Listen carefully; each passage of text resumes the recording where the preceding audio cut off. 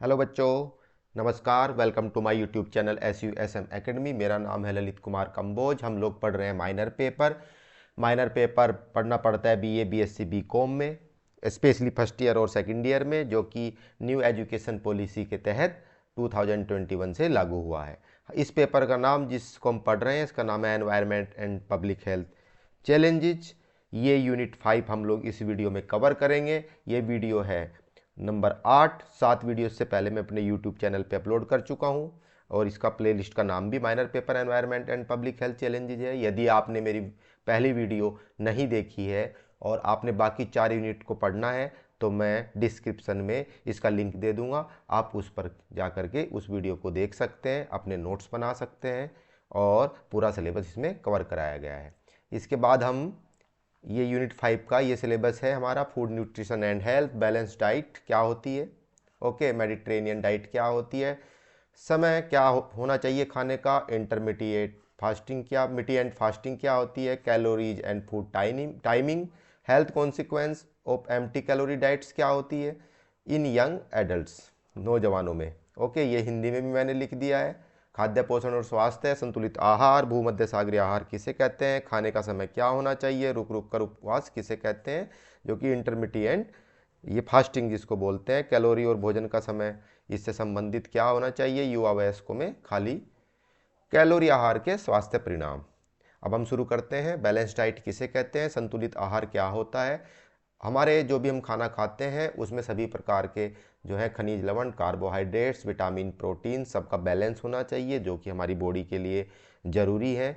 इसी तरह से जो है उस खाने में सब तरह के जो ये आपका जो उसके न्यूट्रिएंट्स हैं होने चाहिए, जो हमारी बॉडी के लिए ज़रूरी है। इसी तरह की डाइट को, इसी तरह के खाने को हम संतुलित आहार या बैलेंस डाइट बोलते हैं।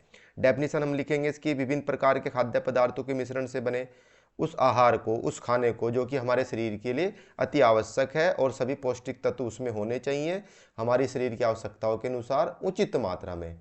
ऐसा नहीं कि विटामिन बहुत ज़्यादा है, प्रोटीन बहुत ज़्यादा है, या कैलोरीज बहुत कम है या कैलोरीज बहुत ज़्यादा है। सब कुछ क्या होना चाहिए, बैलेंस्ड वे में होना चाहिए। तो ऐसी डाइट को हम क्या बोलते हैं, बैलेंस डाइट या संतुलित आहार बोलते हैं। संतुलित आहार में स्पेशली क्या होना चाहिए, प्रॉपर जो है हमें पानी पीना चाहिए, प्रॉपर हमारे इसमें मिनरल्स, खनिज लवण होने चाहिए। जैसे आपका कैल्शियम होना चाहिए। कैल्शियम क्या करता है, हमारी हड्डियाँ मजबूत करता है, हमारी जो है टीथ की हेल्थ के लिए अच्छा रहता है। फास्फोरस जैसे हमारा बोन और टीथ दोनों के लिए अच्छा रहता है। एनर्जी प्रोडक्शन, जो हमारी एनर्जी रिलीज होती है बॉडी खाना खाने के बाद, उसके लिए भी अति आवश्यक है ये। इसी तरह सोडियम, पोटेशियम, लोहो, आयोडीन, मैग्नीज और आदि आदि आदि, इस तरह से खनिज लवण हमारी डाइट में होने चाहिए। कार्बोहाइड्रेट होना चाहिए, राइट, ये हमें ऊर्जा प्रदान करता है। कार्बोहाइड्रेट किससे मिलता है, चावल खाने से, अनाज खाने से, आलू खाने से, यानी और भी बहुत सारे सोर्स होते हैं इसके। लेकिन ये बैलेंस वे में होना चाहिए। ऐसा नहीं कि उसको बहुत ज़्यादा खाएंगे तो उसकी भी समस्या होती है, कम खाएंगे तो भी समस्या होती है। इसलिए हम हमारे आहार में, हमारे खाने में ये सब बैलेंस फॉर्म में होना चाहिए। ठीक, अधिकांश कार्बोहाइड्रेट शरीर में ऊर्जा उत्पादन काम करने के काम में आते हैं। क्योंकि हमारा ये क्वेश्चन जो भी हमारा आएगा वो मैक्सिमम 200 या 300 वर्ड्स का आएगा, तो हमें बैलेंस करके पूरा क्वेश्चन लिखना है। भाई बैलेंस ये क्या है आपका, क्या संतुलित आहार क्या है, इसके घटक क्या हैं, इसका जो है लाभ क्या है। ठीक, ये सब चीज़ हमें इसमें लिखना पड़ेगा।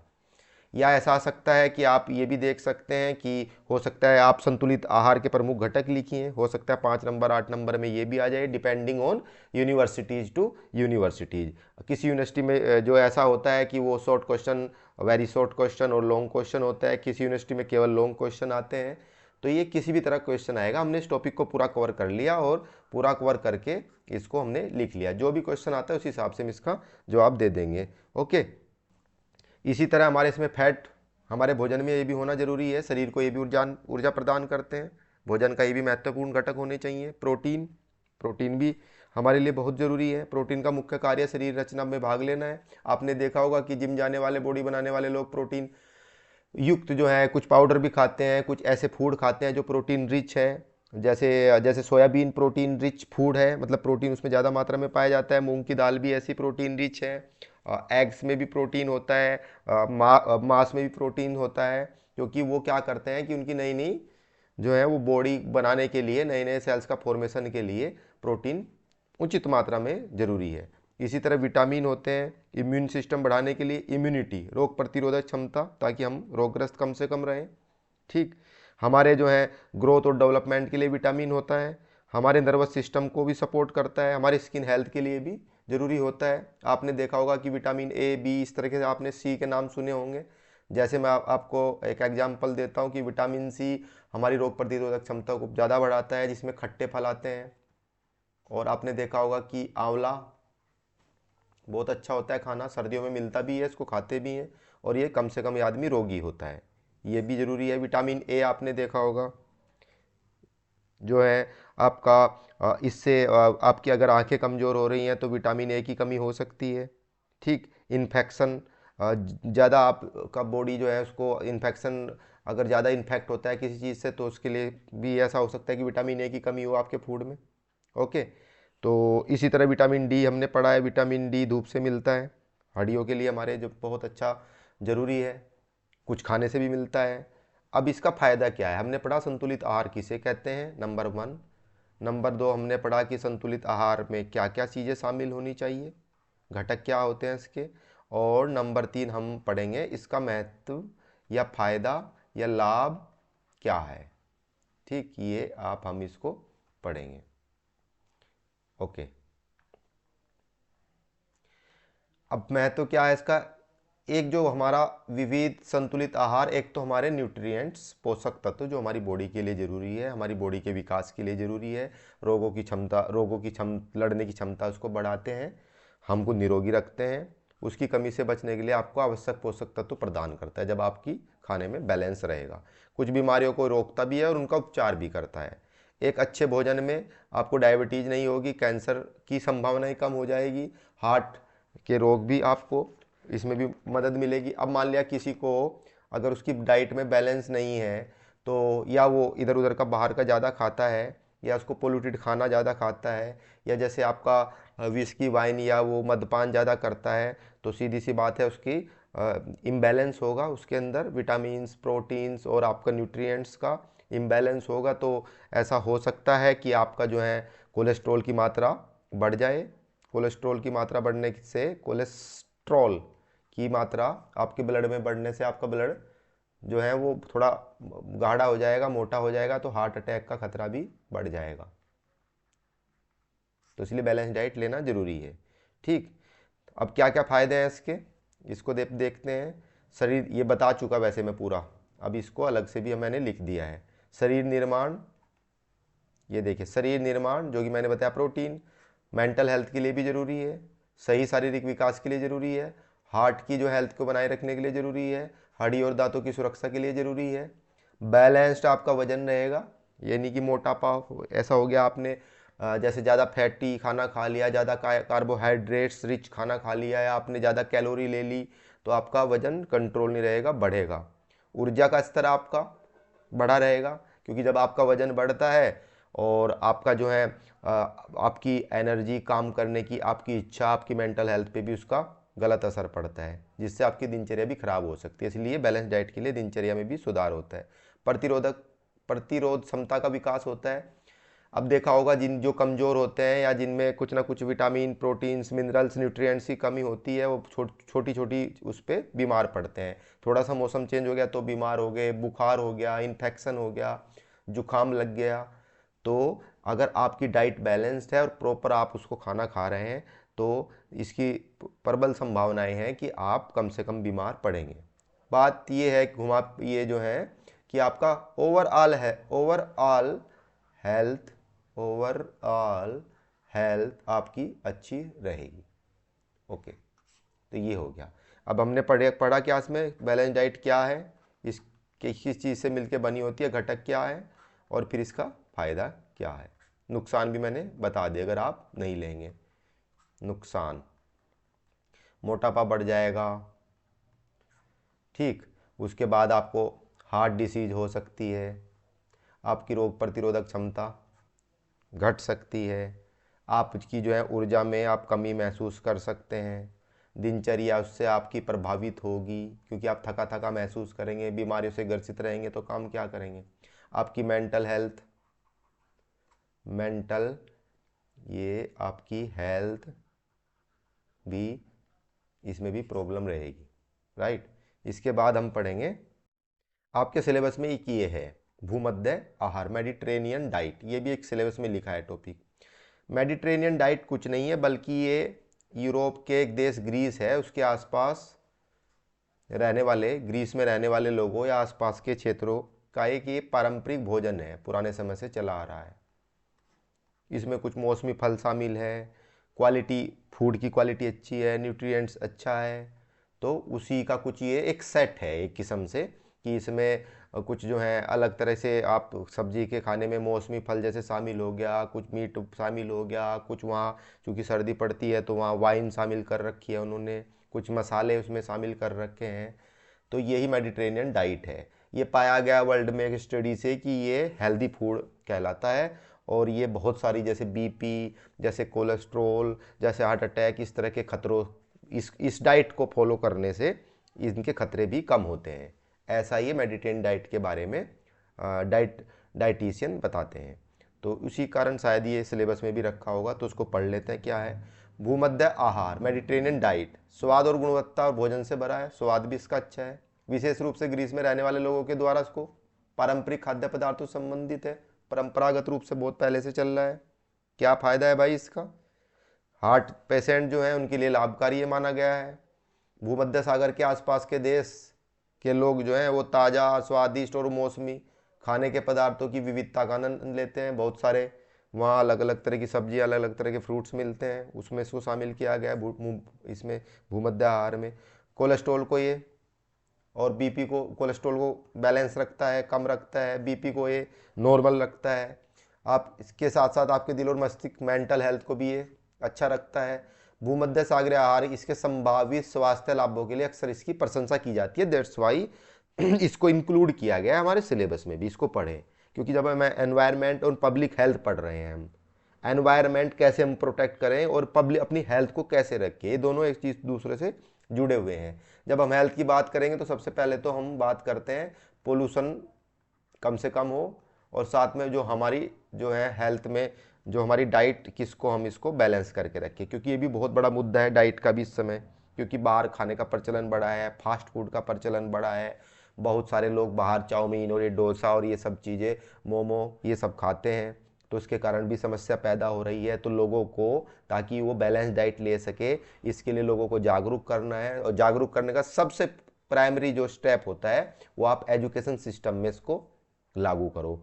क्यों? क्योंकि आजकल एजुकेट सब, हर बच्चा जाता है, कॉलेज जाता है या स्कूल जाता है, तो ये एनवायरनमेंट और हेल्थ का इश्यू अब शुरू से ही पढ़ाना शुरू कर दिया है, इसलिए एनईपी में भी इसको शामिल किया गया। आप ये भी जानो कि मेडिटेरेनियन ये डाइट क्या होती है और क्यों उसको जो है लोग प्रीफर करते हैं। ठीक, ये हो गया।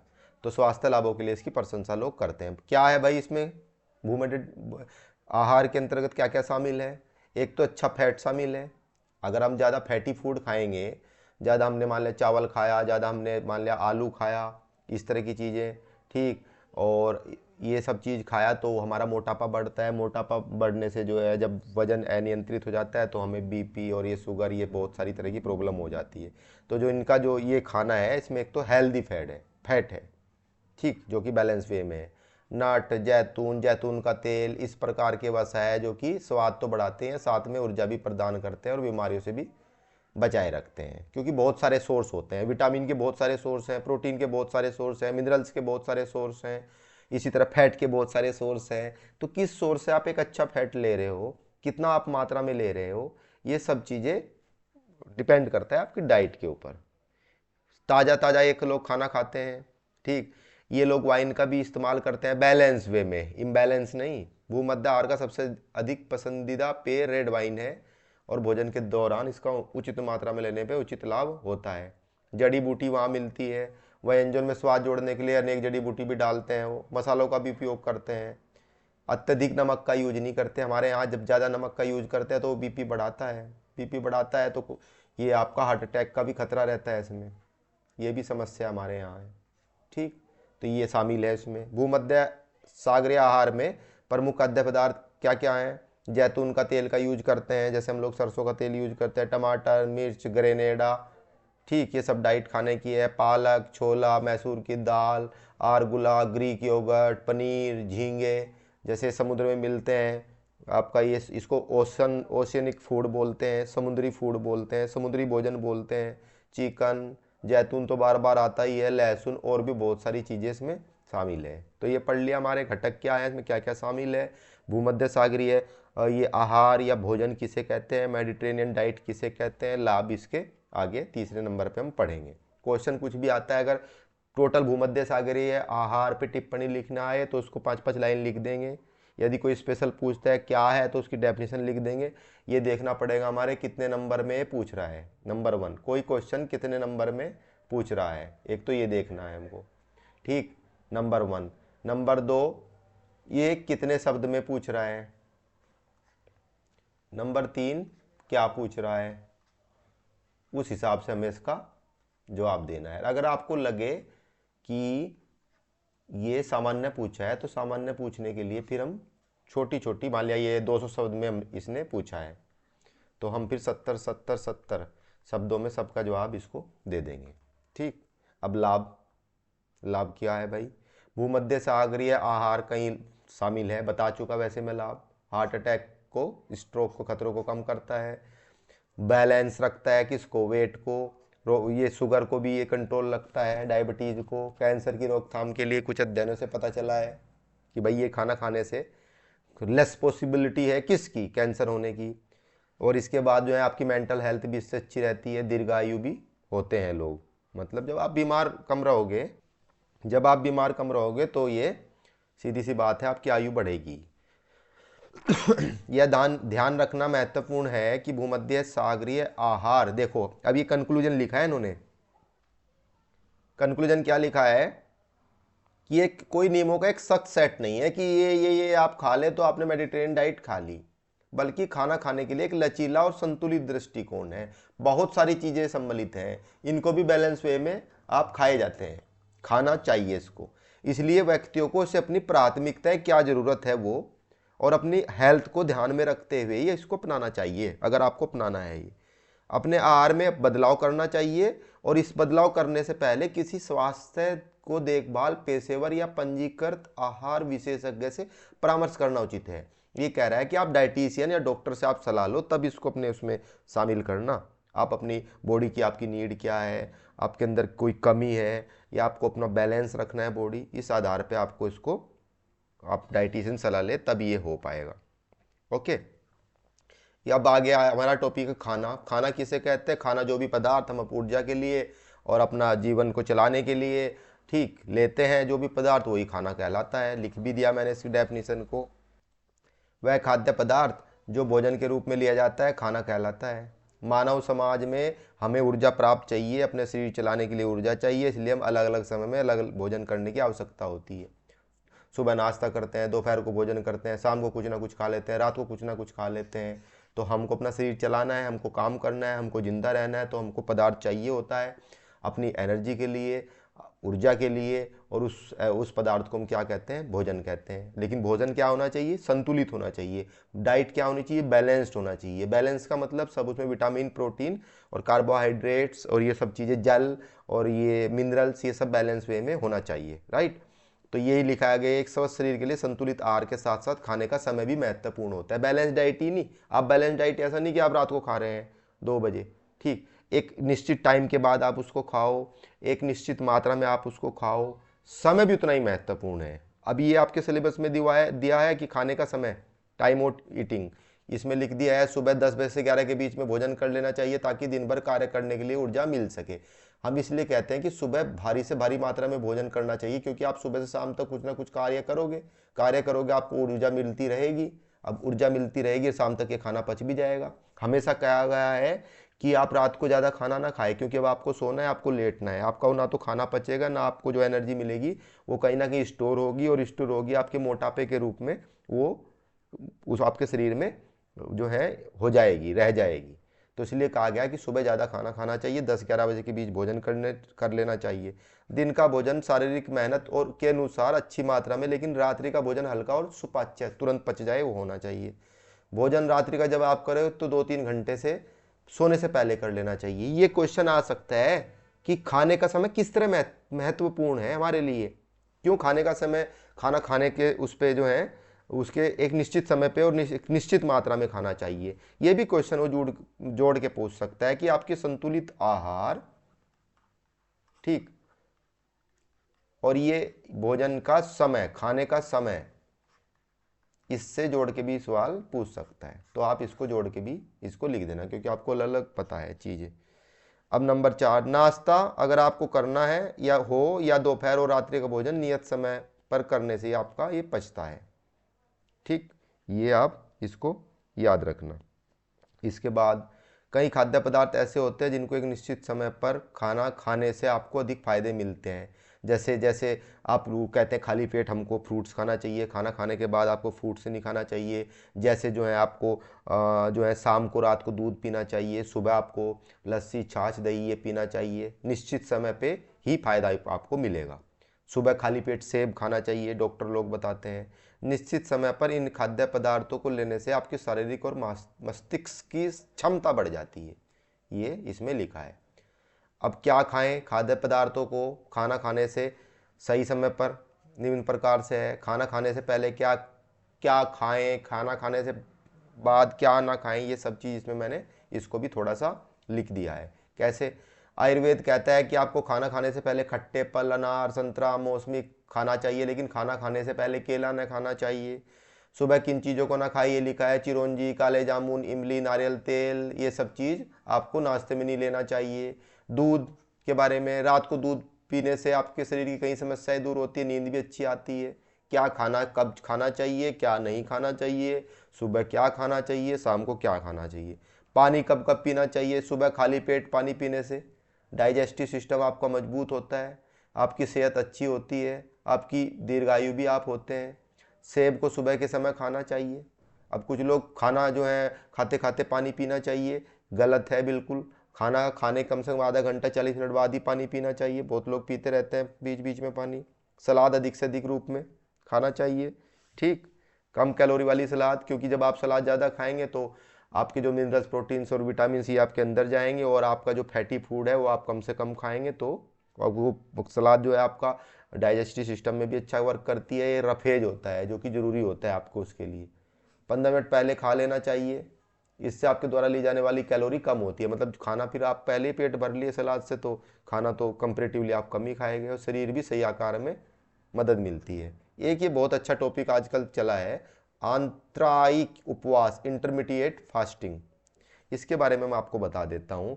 इसमें ये कुछ नहीं है कि आपका जो सुबह का जो है वो खाना है, फिर आप दोपहर को खाते हैं, फिर शाम को खाते हैं, तो ये एक किस्म से फास्टिंग है, मतलब खाना छोड़ देना। सुबह कुछ लोग खा लेते हैं, दोपहर को छोड़ दिया, शाम को खा लिया, या सुबह दोपहर खा लिया, शाम को छोड़ दिया, ताकि आप अपना जो है शरीर शेप में रख सके, बैलेंस रख सके, बीमारियों से जो है निजात पा सके, मोटापा आपका कम होता है। कुछ लोग क्या करते हैं कि 5 दिन खाना खाते हैं, 2 दिन व्रत रहते हैं। तो ये सारी चीज़ें इंटरमीडिएट फास्टिंग है, मतलब आप फास्टिंग कर रहे हो। अलग अलग तरीके हैं फास्ट के। बहुत सारे लोग शाम का खाना नहीं खाते, शाम का खाना नहीं खाते, बस वो 3 बजे के बाद कुछ नहीं खाएंगे। तो ये भी क्या है, इंटरमीडिएट फास्टिंग, आंतरायिक उपवास, उपवास, ओके। तो इसको पढ़ लेते हैं। आंतरिक उपवास भोजन करने का एक पैटर्न है जहां पर खाने और उपवास की अवधि के बीच कालक्रम का पालन किया जाता है। सुबह खाया आपने, शाम को नहीं खाया, दोपहर 12 बजे के बाद नहीं खाया, दिन में एक ही टाइम खाते हैं, या 5 दिन नॉर्मल खाते हैं, 2 दिन आप उपवास रखते हैं, ये भी इसका इंटरमीडिएट फास्टिंग का ही उदाहरण है, ठीक। यह पैटर्न, कौन सा पैटर्न, इंटरमीडिएट फास्टिंग बताता है कि कौन से खाद्य पदार्थ खाने हैं, बल्कि नहीं, ये नहीं बताता कि कौन से खाने, बल्कि ये बताता है कि हमें कब कब खाना चाहिए और कब कब नहीं। इस पे बहुत अच्छा एक इंटरव्यू है, मनोज भाई वाजपेयी, ये मनोज वाजपेयी जो एक्टर हैं, तो इनका एक इंटरव्यू है इसी पे, इंटरमीडिएट फास्टिंग। वो बताते हैं कि मैं दोपहर को 3 बजे के बाद कुछ नहीं खाता, शाम को कोई खाना नहीं खाता, कुछ नहीं खाता, अगले दिन सुबह ही खाना खाता हूँ। इसलिए वो बताते हैं कि उनका वेट भी कंट्रोल है और बहुत सारी बीमारियों से भी निजात उन्होंने मिली है, जैसे बीपी और शुगर, और साथ में जो है वो एनर्जेटिक भी फील करते हैं। तो यूट्यूब पे पड़ा होगा, आप देख सकते हैं इसको। ये बहुत अच्छा एग्जाम्पल है इंटरमीडिएट फास्टिंग का, ठीक। कई अलग अलग ये इंटरमिटिएंट फास्टिंग विधियां हैं जिनमें से सभी दिन या सप्ताह में खाने की अवधि और उपवास की अवधि में विभाजित करते हैं। ये सब लैंग्वेज लिखी है, अगर डायरेक्ट आप लैंग्वेज पढ़ेंगे तो आपको शायद समझ में ना आए। इसका सीधा सा मतलब है कि प्रत्येक दिन या सप्ताह में कुछ समय के लिए आप कुछ नहीं खाते। प्रत्येक दिन कुछ नहीं खाते मतलब 3 बजे तक ही खाना खाया, उसके बाद खाना ही नहीं खाया आपने दोपहर के 3 बजे के बाद। मान लिया आपने फिक्स कर लिया सुबह 9 बजे खाना है और 1 बजे मुझे मैंने 3 बजे खाना है, उसके बाद कोई खाना नहीं खाना है। कुछ लोग कर लेते हैं कि 5 दिन हम नॉर्मल खाएंगे और 2 दिन हम पूरा फास्ट रखेंगे, उपवास रखेंगे। ठीक, ये भी इंटरमीडिएट फास्टिंग है। इसमें तरीके बताए हैं इंटरमीडिएट फास्टिंग के। क्या देखो ये लिखा है, एक दिन सामान्य आहार ले और अगले दिन या पूरी तरह व्रत रख ले, उपवास रख ले, एक छोटा सा भोजन ले ले, ऐसा भी इसमें कर सकते हैं। कुछ लोग करते हैं 5.2 उपवास, मतलब 5 दिन खाया 2 दिन उन्होंने उपवास रख लिया। कुछ लोग दैनिक समय प्रत्येक दिन करते हैं, सामान्य रूप से भोजन करें लेकिन प्रत्येक दिन केवल 8 घंटे के अंतराल में। उदाहरण के लिए नाश्ता न करें लेकिन दोपहर का खाना दोपहर के आसपास और रात का खाना 8 बजे खा लें। अलग अलग तरीके हैं। इंटरमीडिएट फास्टिंग का मतलब आप एक पैटर्न फॉलो करते हैं फास्ट करने का, उपवास रखने का, व्रत रखने का। ठीक, ये इंटरमीडिएट फास्टिंग है। अगर आपको ये भी इसकी लैंग्वेज भी रटना नहीं है, इसको नहीं याद रहती, तो आप अपना बना के लिख सकते हैं। अगर 5 नंबर का आएगा 4 नंबर से कम नहीं मिलेंगे।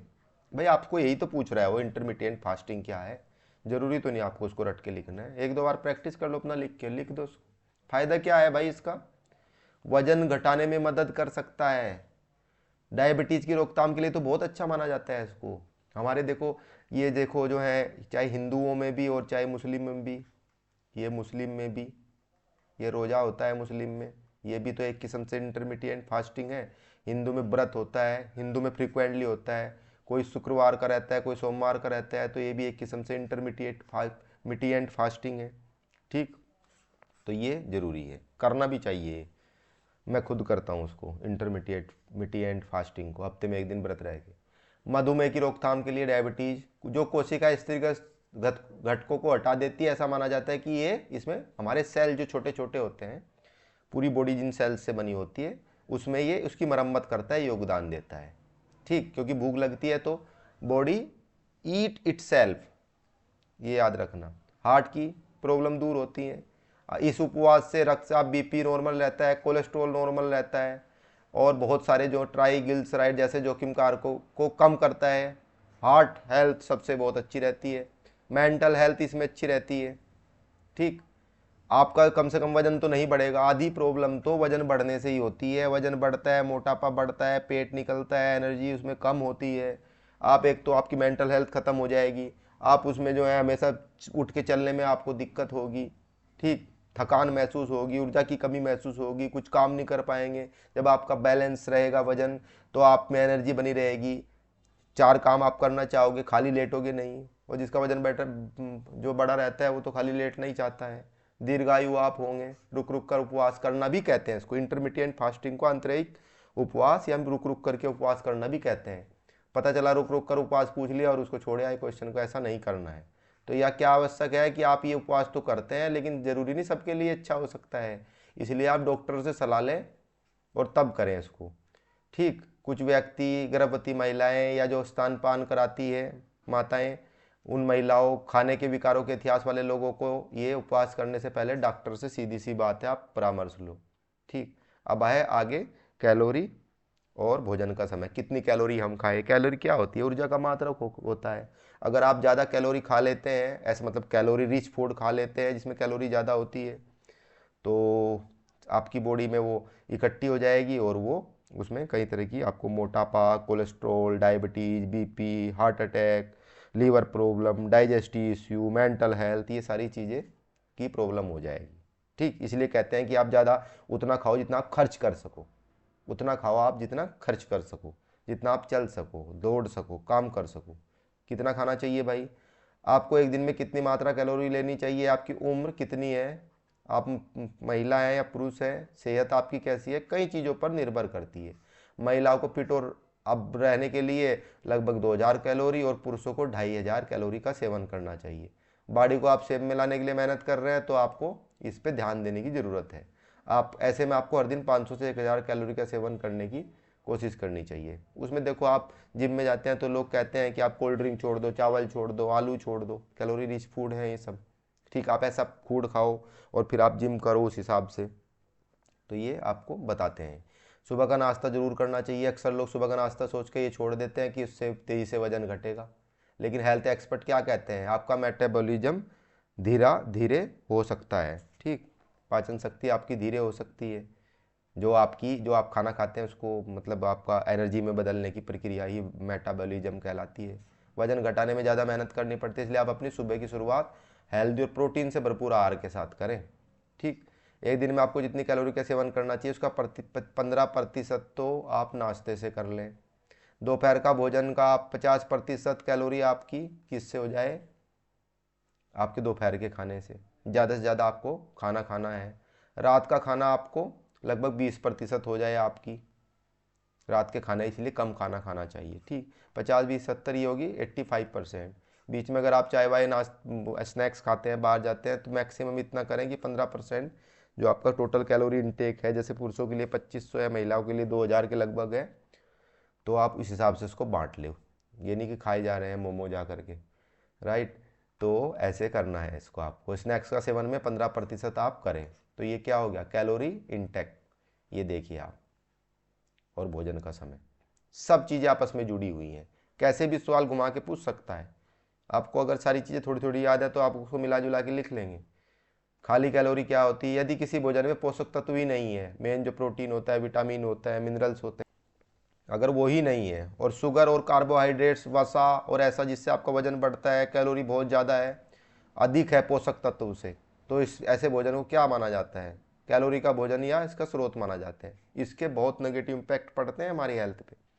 पोषक तत्वों की कमी होगी तो मैंने बताया विटामिन, शुरू में ही विटामिन की कमी से क्या होता है, प्रोटीन की कमी से क्या होता है, मिनरल्स क्यों आवश्यक है, जल हमारे लिए क्यों आवश्यक है। भाई हमारे बॉडी के टेम्परेचर को जल क्या रखता है, ये मेंटेन रखता है।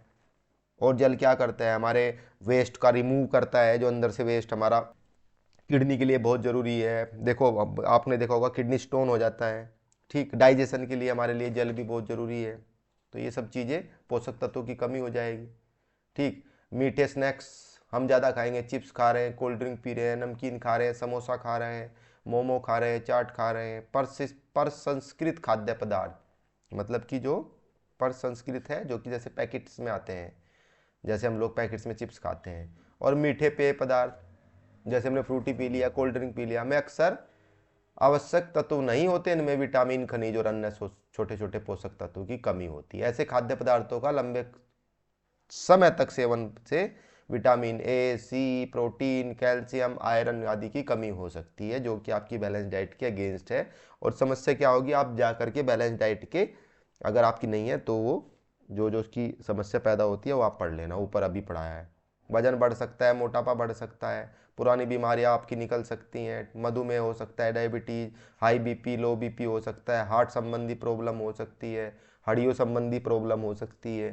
ठीक, आपकी संज्ञानात्मक कार्य, मतलब ज्ञान संबंधी कार्य, माइंड आपका उस तरह से वर्क नहीं करेगा, मस्तिष्क का विकास नहीं होगा, कार्य प्रणाली के लिए पर्याप्त पोषण आवश्यक है, मेंटल हेल्थ जरूरी है। सब पूरी जो है बॉडी अगर आपकी सही रहेगी तो ही आपकी मेंटल हेल्थ सही रहेगी, और मेंटल हेल्थ सही रहेगी तो ही आपकी बॉडी सही रहेगी। जब ये दोनों चीज़ सही रहेगा तभी आप में एनर्जी रहेगी, और जब एनर्जी रहेगी तभी आप काम कर पाएंगे, चाहे वो आपका जॉब का काम है, चाहे वो आपका पढ़ाई का काम है। ठीक, या आपका एग्रीकल्चरिस्ट किसान भी है तो ही आप कर पाएंगे, पढ़े रहेंगे नहीं तो खटिया पे। आवश्यक पोषक तत्वों की कमी से स्मृति कम होती है, याददाश्त कम होती है, कॉन्सेंट्रेशन नहीं बन पाती, और सारी क्षमताएं ये प्रभावित हो सकती हैं। अब देखो ऊर्जा के स्तर में ये मैंने बता दिया, एनर्जी आपकी कम होगी खाली कैलोरी वाले खाद्य पदार्थ खाने से, कोल्ड ड्रिंक पीने से, या फ्रूटी पीने से, बाहर का जो है पैकेट वाला फूड खाने से, समोसा खाने से, फास्ट फूड खाने से। ये सब चीज़ें क्या होता है, तुरंत तो ऊर्जा मिल जाती है लेकिन बाद में ऊर्जा की हानि कारण भी बनते हैं। ऊर्जा के स्तर में इन उतार चढ़ाव के परिणाम स्वरूप थकान, उत्पादकता में कमी हो सकती है, पूरा जीवन प्रभावित हो जाएगा, हड्डियाँ आपकी खराब हो जाएंगी, अपर्याप्त पोषक तत्व नहीं मिलेंगे तो कैल्शियम नहीं मिलेगा, विटामिन डी नहीं मिलेगा तो हड्डी और स्वास्थ्य में समझौता कर सकता है। ठीक, इन आवश्यक पोषक तत्वों की कमी से खाली कैलोरी आहार का सेवन करने से जीवन बाद में बहुत सारी ये फ्रैक्चर का खतरा है। थोड़ी सी ऊपर से कूदे तो पता चला टांग टूट गई, बाजू टूट गई, कुल मिलाकर पोषक तत्व या बैलेंस डाइट, फिर देखो ये उसी से रिलेटेड है, बैलेंस डाइट से भरपूर खाद्य पदार्थों से भरपूर संतुलित आहार को अपनाना चाहिए और उसको बनाए रखना चाहिए। युवा हैं हमारे, कोई भी बैलेंस डाइट तो सबको लेनी चाहिए, बच्चे, बूढ़े, औरत, जवान में इष्टतम जो चाहिए होता है अच्छा स्वास्थ्य और कल्याण, ताकि हो सके को समर्थन करने वाली पुरानी बीमारियों के जोखिम को कम करने के लिए, दीर्घकालिक स्वास्थ्य परिणाम को बढ़ावा देने के लिए संतुलित भोजन करना महत्वपूर्ण है। तो ये पूरी आपकी यूनिट 4 हो गई है और ये पूरा सिलेबस आप इसको यूनिट 4 का यूनिट 5 है और इसको हम पूरे को आज पूरा कर लिए हैं। अगर आपको मेरा पढ़ाया हुआ पसंद आता हो तो आप मेरे चैनल को सब्सक्राइब कर सकते हैं, लाइक कर सकते हैं, आपको अच्छा लगता हो तो कमेंट करके बता सकते हैं, कुछ और आप इसमें ऐड ऑन करना चाहते हैं, नई किसी सब्जेक्ट पे वीडियो बनवाना चाहते हैं तो आप मुझे कमेंट करके बताइए। Thanks for watching the video.